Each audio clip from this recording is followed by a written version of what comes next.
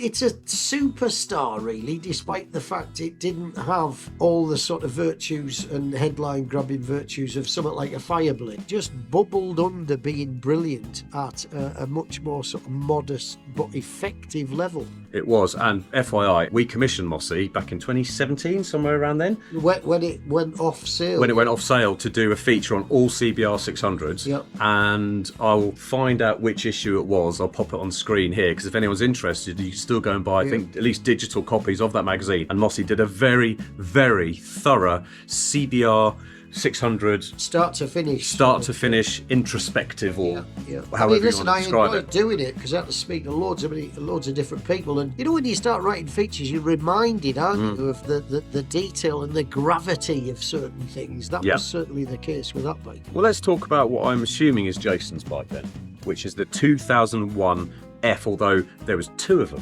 Yes, I mean, one was the typical CBR, the updated version compared to its predecessor, and then for homologation purposes, the F Sport was introduced. It wasn't massively different. No. We'll come to the details in due course. And that was really designed for Honda to be a bit more, it gave it the potential, there's a few internal engine changes to allow tuners to exploit it more so it could keep up with the likes of The R6. the R6, the ZX6 SXR, as well, the competition basically were making racier versions, weren't they? Yeah.